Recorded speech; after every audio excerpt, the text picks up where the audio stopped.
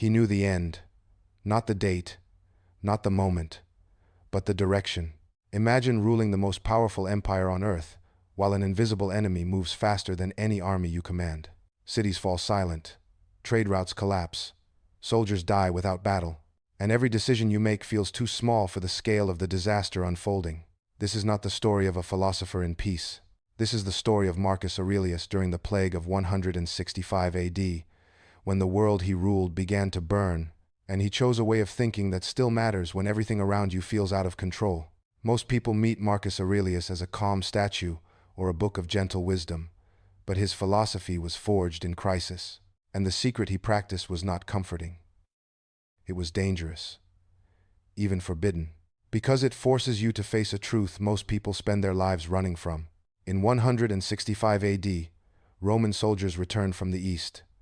They brought victory. They also brought disease.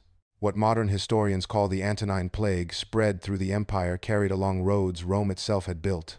It reached cities, ports, and military camps with terrifying speed. No one understood germs. No one knew how it spread. People only knew that healthy men collapsed within days. Entire households vanished. Some ancient sources claim thousands died every day in Rome alone, not because the emperor failed, but because nature did not ask permission, and Marcus Aurelius ruled through all of it. Here is the first uncomfortable question. What do you do when power no longer protects you? Marcus Aurelius was not a distant ruler hiding in palaces. He was present. He stayed in Rome. He later led armies, while the plague followed the legions north. He watched his soldiers die without ever seeing the enemy. And somewhere between loss and responsibility, he wrote words to himself that were never meant for the public. Not speeches, not laws, reminders. You have power over your mind, not outside events. Realize this, and you will find strength. This is the Stoic idea that sounds simple and becomes terrifying once you truly understand it. The dichotomy of control. Some things are up to you. Most things are not. The plague was not under his control. Death was not under his control. The survival of Rome itself may not have been under his control. But his response was, and that is where the story deepens. Because here is the second question more unsettling than the first. If you accept that some disasters cannot be stopped, do you become passive or unbreakable? Many rulers panic when reality slips beyond their grasp. They deny, they rage, they search for someone to blame. They tighten control where none exists. Marcus Aurelius did something else. He trained himself not to confuse responsibility with omnipotence.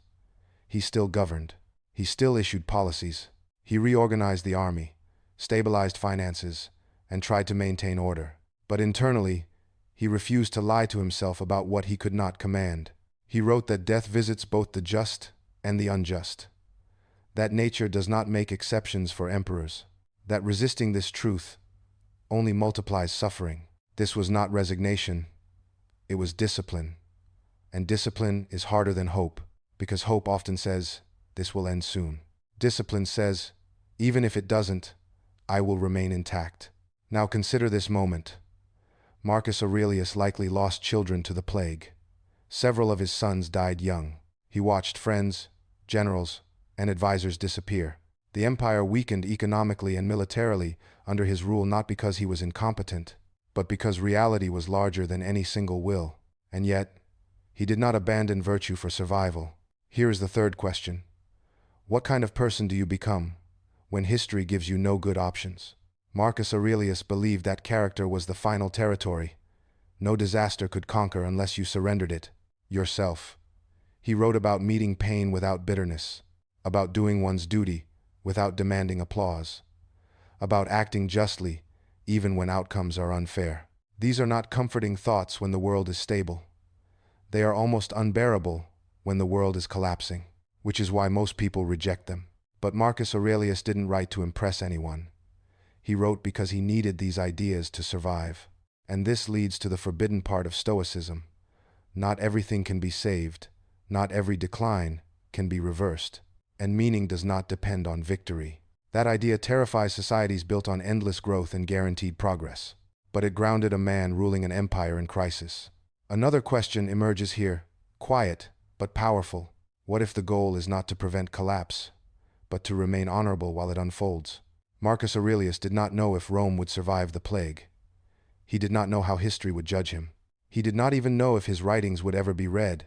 What he knew was this: today still demanded a certain kind of person, so he practiced attention. He practiced restraint. He practiced accepting reality without surrendering responsibility. And in doing so, he left something more durable than monuments.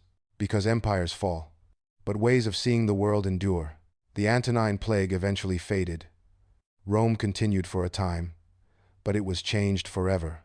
Many historians see this period as the beginning of a long transformation that no emperor could stop, and Marcus Aurelius knew this possibility. That is why his philosophy does not promise rescue. It offers orientation. When the future is uncertain, you do not need certainty. You need clarity. Clarity about what is yours to do. Clarity about what is not.